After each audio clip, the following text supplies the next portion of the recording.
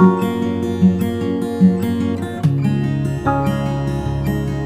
Video में हमने आपको चुंबकीय क्षेत्र में स्थित किसी धारावाही चालक पर बल के लिए व्यंजक स्थापित किया था और वो था F = BIL sin थीटा या बिल साइन थीटा। क्लियर? उसके बाद में हमने उसकी दिशा पढ़ाई थी, आपको फ्लेमिंग के बाएं हाथ का नियम पढ़ाया था। आज की वीडियो में जो हम डिस्कस करने जा रहे हैं वो बहुत इंपॉर्टेंट क्वेश्चन है। 2020 XY सेट में ये आया हुआ है और आप देख सकते हैं कि ये लगभग हर दूसरे तीसरे साल क्वेश्चन रिपीट हो जाता है। क्वेश्चन इस तरह से आता है कि वायु अथवा निर्वात में स्थित दो समांतर ऋजु रेखीय धारावाही चालकों की एकांक लंबाई पर चुंबकीय बल के लिए व्यंजक स्थापित कीजिए। तो बच्चों बिल्कुल सेम आपको इसी तरह से करना है। इसी तरह से आप एग्जाम में हेडिंग डालेंगे और जो भी मैं आपको नोट्स लिखवाऊँ वो नोट्स आपको एज इट इज लिख देना है। तो आपके पूरे ये 3 अंक का क्वेश्चन आया था तो 3 अंक आपके पूरे हो जाते हैं। क्लियर? तो बच्चों ये हमारे पास दो चालक हैं PQ और RS। ये समांतर हैं और कागज के तल में स्थित हैं। जैसे हम बोर्ड को एक कागज मान लें तो ये बोर्ड के तल पर स्थित है। क्लियर? इनके बीच की दूरी R है। तो देखिए जब हम इनमें समान दिशा में धारा प्रवाहित करेंगे, जब हम इनमें समान दिशा में वैद्युत धारा प्रवाहित करेंगे तो इनके बीच आकर्षण बल लगेगा, अर्थात दोनों चालक एक दूसरे को आकर्षित करेंगे। और जब दोनों चालकों में धारा विपरीत दिशा में प्रवाहित होगी तो उनके बीच प्रतिकर्षण बल आरोपित होगा, अर्थात दोनों चालक एक दूसरे को रिपेल करेंगे, एक दूसरे को दूर हटाएंगे। ठीक है? क्लियर हुआ? चलिए तो देखिए बच्चों मैं थोड़ा सा आपको और एक्सप्लेन कर दूं। क्या होता है कि जब हम एक चालक में वैद्युत धारा प्रवाहित करते हैं तो इसके कारण चुंबकीय क्षेत्र उत्पन्न हो जाता है। मान लो हमने इस PQ चालक में I1 धारा प्रवाहित की तो इसके कारण चुंबकीय क्षेत्र R दूरी पर कितना उत्पन्न हो गया? B1। और वो कैसा होता है? कागज के तल के लंबवत अंदर की ओर। क्लियर? अब हम इस दूसरे चालक को RS को अब कहां मान सकते हैं? B1 चुंबकीय क्षेत्र में रखा मान सकते हैं। और B की दिशा कैसी हो गई? बोलो, RS की दिशा के लंबवत, अर्थात RS में प्रवाहित धारा के लंबवत हो गई। तो थीटा 90। तो हम इस पर F बराबर बिल साइन थीटा के फार्मूले से क्या निकाल लेंगे? इस पर लगने वाला बल निकाल लेंगे। इसी तरह से यदि हम इसमें प्रवाहित धारा कहें और इस पर बल निकालें तो इतना ही चुंबकीय क्षेत्र इसके कारण उत्पन्न होगा। ठीक है? और V2 = μ0/4π2I2/R होगा और इस पर हम फिर बल निकाल लेंगे। क्लियर? बिल्कुल सेम एक्सप्रेशन आएगा, सेम व्यंजक आएगा। तो जब दो समांतर धारावाही चालकों में एक ही दिशा में वैद्युत धारा प्रवाहित की जाती है तो उनके बीच आकर्षण बल लगता है। और जब चालकों में प्रवाहित धारा की दिशा विपरीत होती है तो उनके बीच प्रतिकर्षण बल लगता है। क्लियर आ गया? चलिए तो लिखिए, ये पहले फिगर बना लीजिए। ठीक है? तो लिखिए, जब दो समांतर धारावाही चालकों में एक ही दिशा में वैद्युत धारा प्रवाहित की जाती है तो उनके बीच आकर्षण बल कार्य करता है। इसके विपरीत जब दोनों चालकों में विपरीत दिशा में वैद्युत धारा प्रवाहित की जाती है तो उनके बीच प्रतिकर्षण बल कार्य करता है।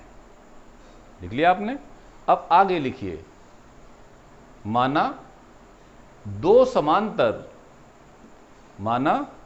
समांतर धारावाही चालक PQ और RS निर्वात में अथवा वायु में, फिर से बोल देता हूं, माना दो समांतर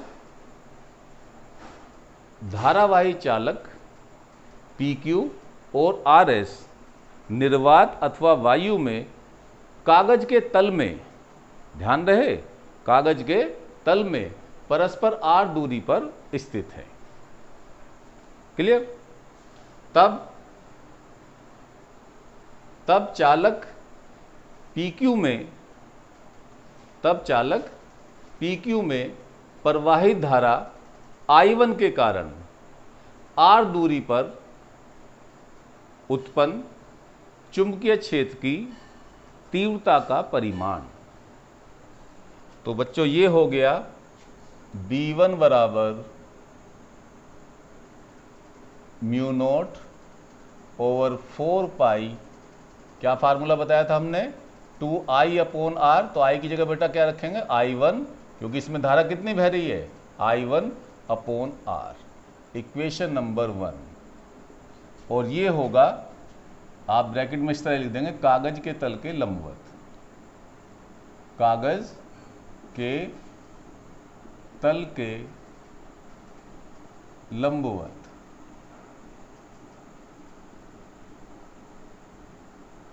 ठीक है? अब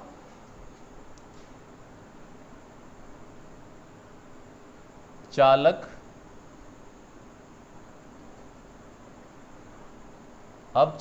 RS को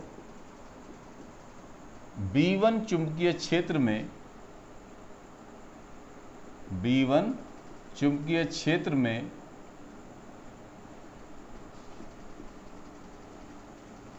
लंबवत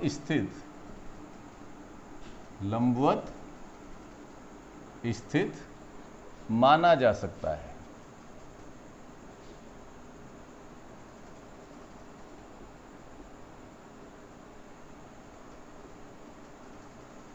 ठीक है बच्चों? लंबवत क्यों मान लिया हमने?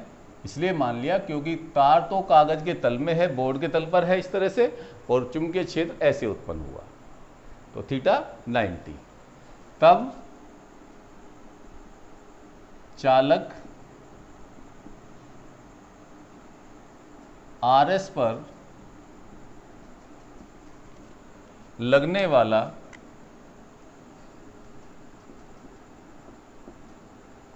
वाला चुंबकीय बल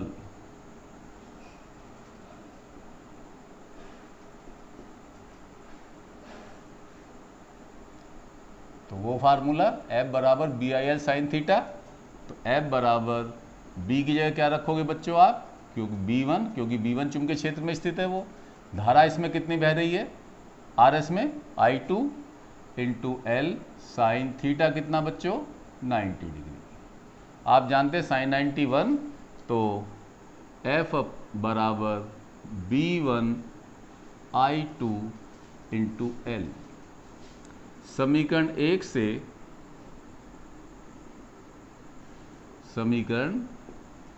से B1 का मान रखने पर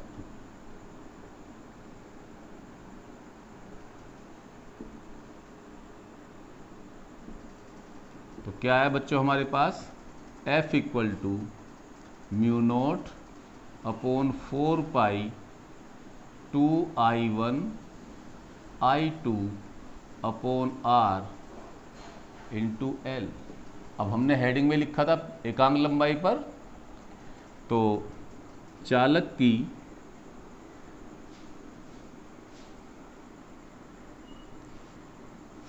एकांक लंबाई पर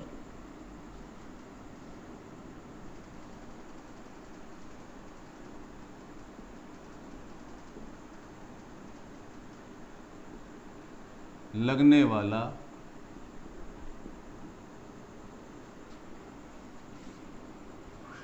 चुंबकीय बल, तो लंबाई से भाग कर देंगे,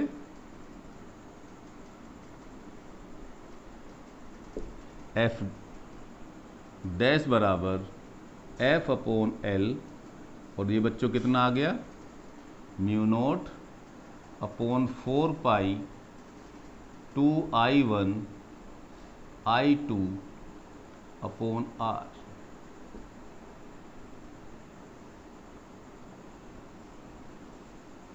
क्लियर? एक लाइन यहां जरूर लिखेंगे, ये बहुत इंपॉर्टेंट फार्मूला। एक लाइन ये जरूर लिखेंगे कि इतना ही बल चालक RS में प्रवाहित, इतना ही बल चालक RS में प्रवाहित धारा I2 के कारण चालक PQ पर आरोपित होगा। तो लिखो इसी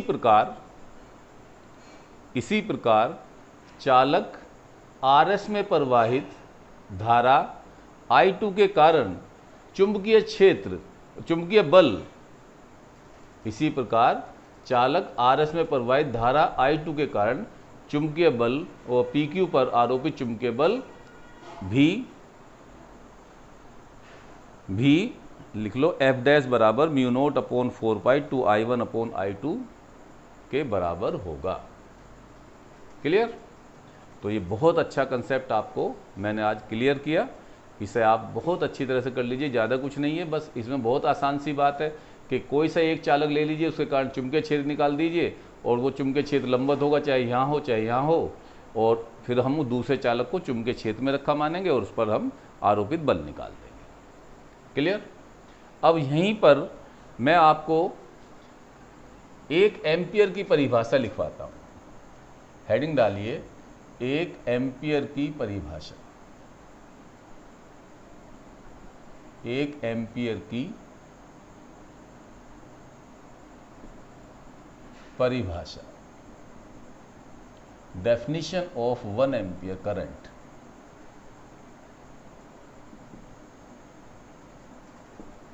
डेफिनेशन ऑफ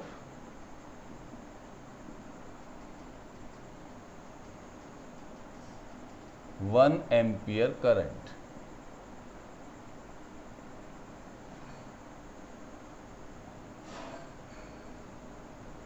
ठीक है बच्चों? अब देखिए, ये हमारे पास 2 चालक हैं। कौन कौन से? PQ और RS। इसमें धारा I1 बराबर, इसमें धारा I2 बराबर 1 एम्पियर। ठीक है? और ये कितनी दूरी पर रखे हैं बच्चों? R बराबर 1 मीटर। R बराबर 1 मीटर। तब प्रत्येक चालक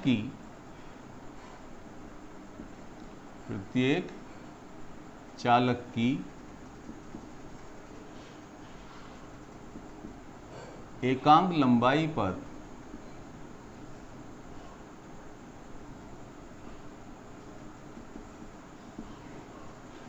लंबाई पर आरोपित चुंबकीय बल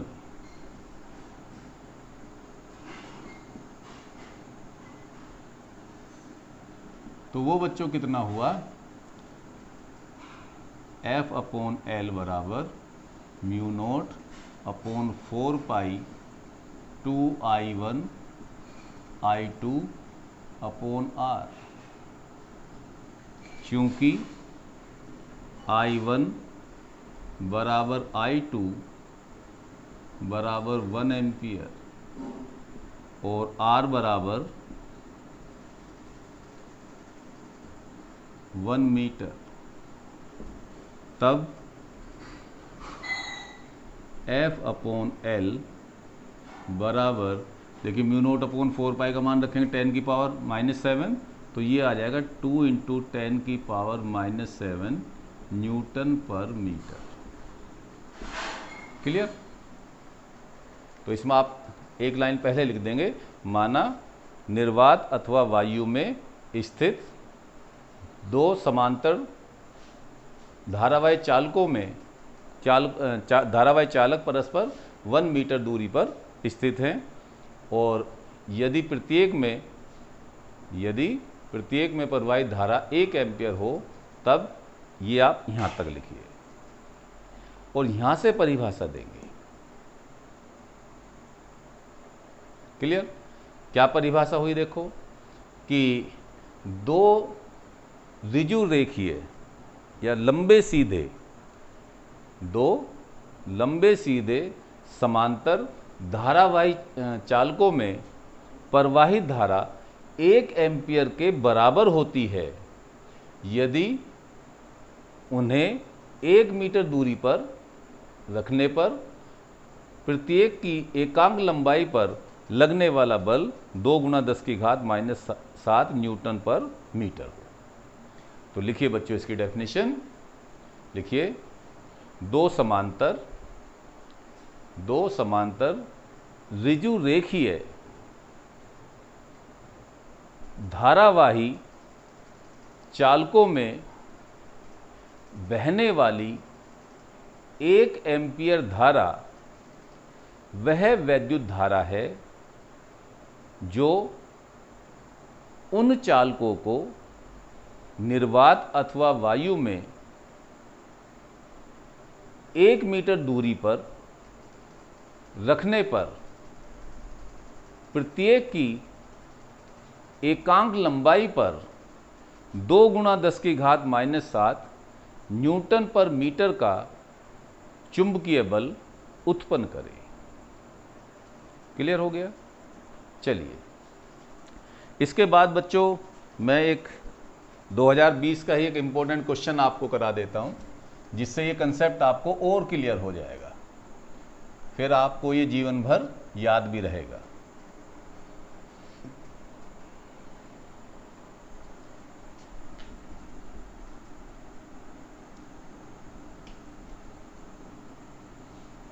देखिए ये 2020 का पेपर्स है मेरे पास, और ये बच्चों क्वेश्चन आया है XV सेट में। ये XV सेट में आया हुआ है क्वेश्चन नंबर 9, XV सेट। अब देख लो, ये पहले थ्योरी 5 अंक का प्रश्न है। ये पहले तो थ्योरी पूछी और फिर साथ में एक न्यूमेरिकल दिया, तो आप नोट कर लीजिए और इस न्यूमेरिकल को करके दिखाऊंगा मैं आपको। दो समांतर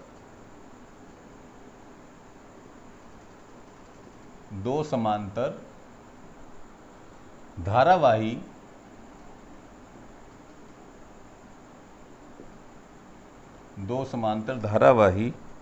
लंबे तारों के बीच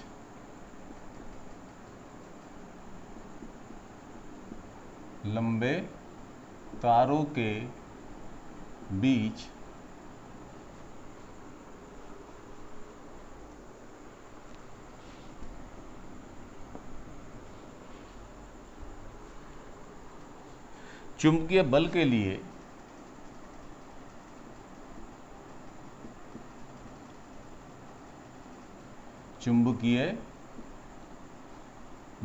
लिए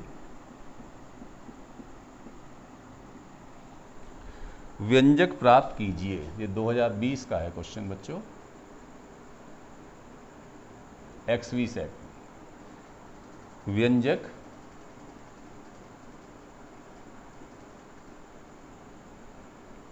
प्राप्त कीजिए।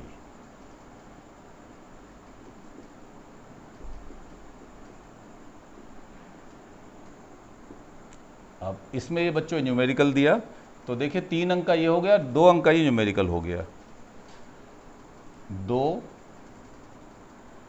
बहुत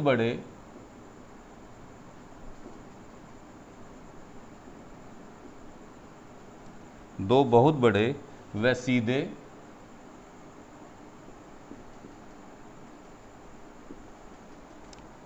तारों के बीच की दूरी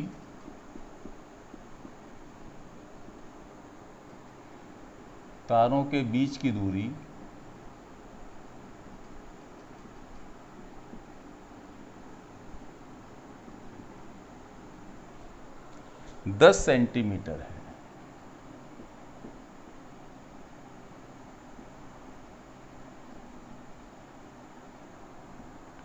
इसमें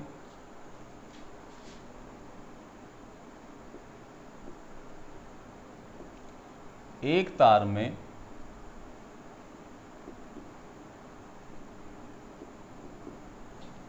5 एम्पियर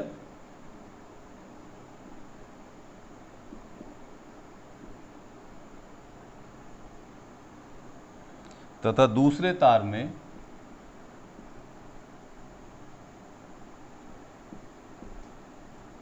तथा दूसरे तार में 15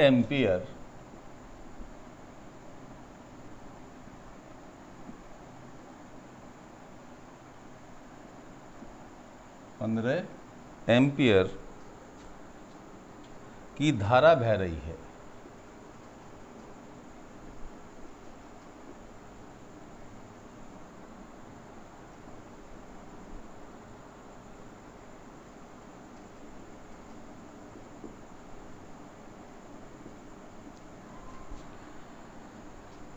दिए गए चित्रानुसार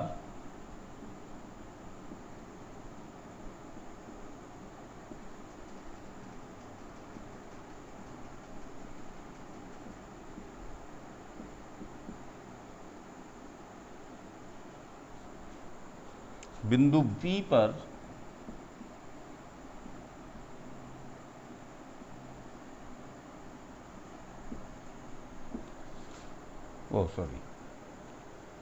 बिंदु P पर चुंबकीय क्षेत्र का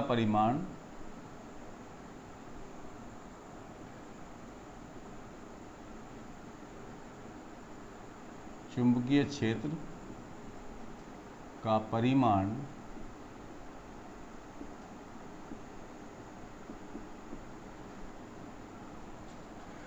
एवं दिशा ज्ञात कीजिए।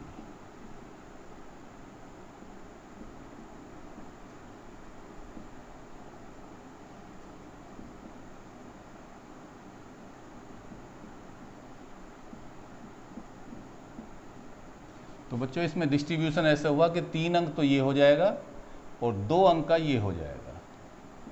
तो इस तरह से 5 अंक का प्रश्न है और ये आपको एक चित्र भी साथ साथ दिया हुआ है।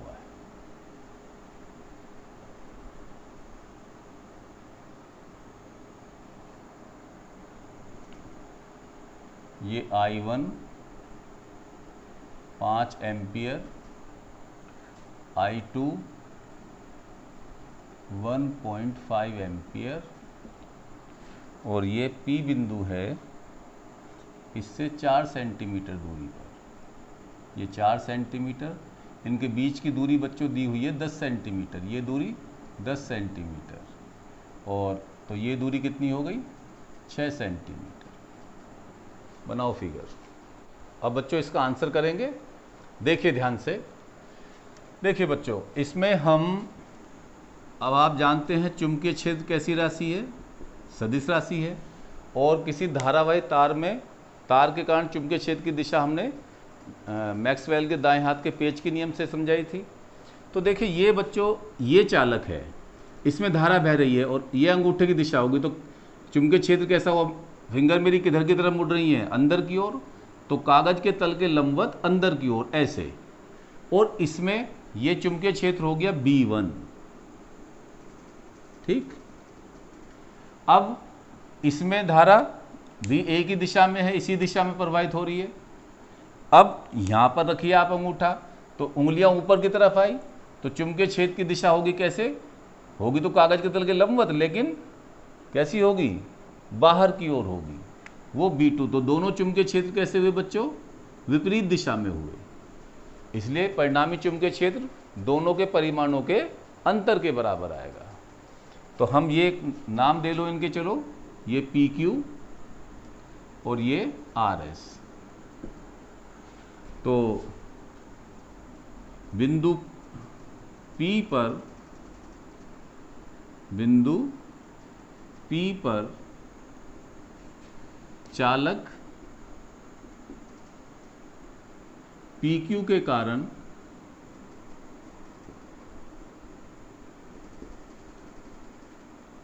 उत्पन्न चुंबकीय क्षेत्र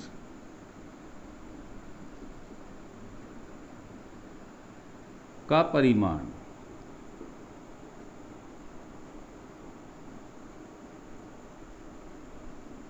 तो वो बच्चों कितना हुआ, B1 बराबर μ0 upon 4 pi 2I1 upon R। तो वैल्यू पुट कर लीजिए, 10⁻⁻7 इंटू 2, I1 कितनी 5, R1 कितनी 4 सेंटीमीटर, 4 इंटू 10⁻²। तो ये आ गया बच्चों, 2 से ये 2 और 2 से ये 2.5, तो ये आ गया बच्चों 2.5 इंटू 10⁻⁻5 टेस्ला। और ये कैसा होगा, कागज के तल के लंबवत, कागज के तल के लंबवत अंदर की ओर।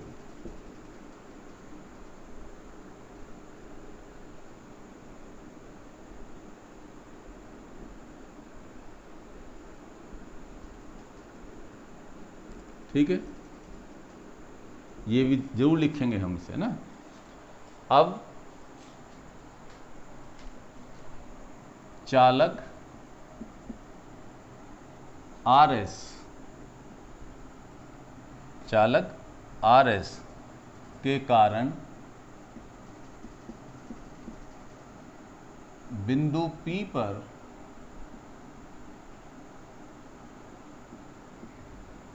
उत्पन्न चुंबकीय क्षेत्र की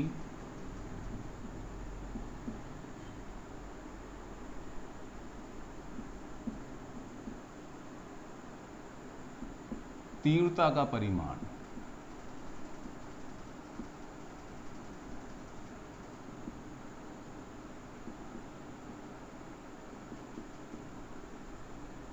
वो बच्चों क्या हो गया, B2 बराबर, देखो इसके कारण दूरी R हो गई है 6 सेंटीमीटर, म्यू नोट, इसे बल्कि अपनी सुविधा के लिए R1 कह दो इसे, ये, और इसे R2 कह देंगे। म्यू नोट अपॉन 4 पाई 2I2 upon R2, value put कीजिए तो B2 equal to 10⁻⁻7 into 2, I2 कितनी 15 एम्पियर है ना, ये 1.5 नहीं बच्चों 15 एम्पियर है, तो 15 अपॉन R2 है हमारे पास 6 इंटू 10⁻², सेंटीमीटर मीटर बदल लिया, तो देखिए 2 से 3 आया और 3 से 5 आया, तो B2 बराबर 5 गुणा 10⁻⁻5 टेस्ला। और ये कैसा होगा, कागज के तल के लंबवत बाहर की ओर, कागज के तल के लंबवत बाहर की ओर।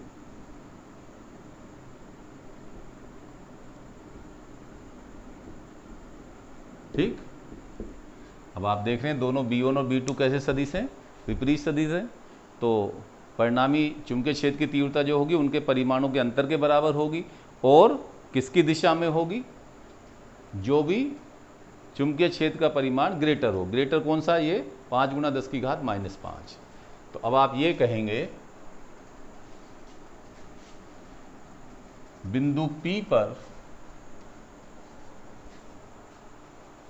बिंदु P पर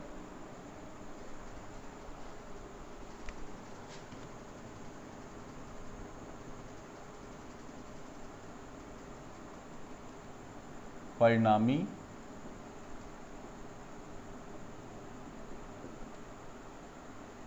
चुंबकीय क्षेत्र का परिमाण, चुंबकीय क्षेत्र का परिमाण,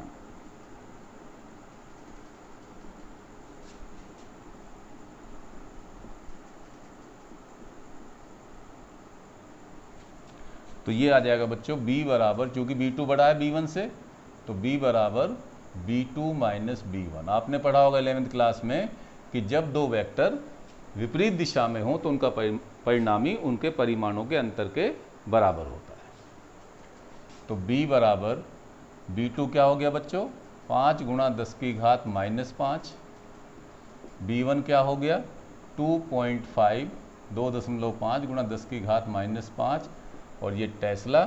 तो बच्चों आंसर आप देख ही रहे होंगे अब। तो B बराबर 2.5 गुणा 10 की घात -5 टेस्ला, इस तरह से।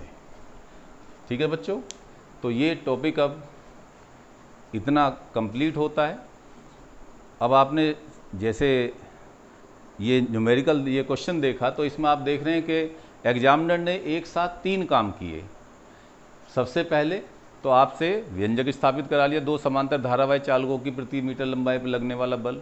दूसरा, उसने आपसे चुंबकीय क्षेत्र का परिमाण का पता कर लिया कि आपको आता है नहीं आता है। और तीसरा, उसने मैक्सवेल के दाएं हाथ के नियम का भी उपयोग करा लिया। ठीक है। और चौथा यदि कहें तो खैर 11वीं क्लास है, वेक्टरों के सदिश योग का नियम का भी आपने उससे पता कर लिया। तो आजकल जो बोर्ड में क्वेश्चन बच्चों आ रहे हैं, ट्रेंड ये चल रहा है कि हम क्वेश्चन तो पूछे 5 अंक का ही, लेकिन बच्चों से जानकारी ज़्यादा प्राप्त करें कि उन्हें इस टॉपिक के बारे में क्या आता है।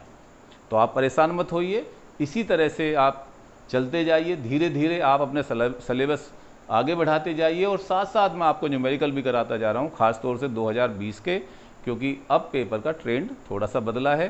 पहले तो थ्योरी का क्वेश्चन अलग आता था, न्यूमेरिकल अलग आता था, लेकिन अब थ्योरी का भी साथ आता है और न्यूमेरिकल भी साथ लगा हुआ आता है। तो कोई परेशान होने की आवश्यकता नहीं है, बिल्कुल कूल माइंड से आप पढ़िए, एक एक टॉपिक को क्लियर कीजिए। और यदि आपको फिर भी कोई डिफ़िकल्टी आती है तो आप मुझे मैसेज बॉक्स में लिख भेजिए, मैं आपकी डिफ़िकल्टी ज़रूर रिमूव करूँगा। और अब थोड़ा सा मैं आपको और तेज़ी से वीडियो दूंगा, क्योंकि अब मेरा स्वास्थ्य थोड़ा सा बेटर है। मेरा स्वास्थ्य ख़राब हो गया था, इसलिए वीडियो में गैप हो गया। तो कोई बात नहीं, अब आपको जल्दी जल्दी वीडियो मिलेंगी और आप अपना जल्दी जल्दी धीरे धीरे सिलेबस बढ़ाते जाइए। Thanks very much.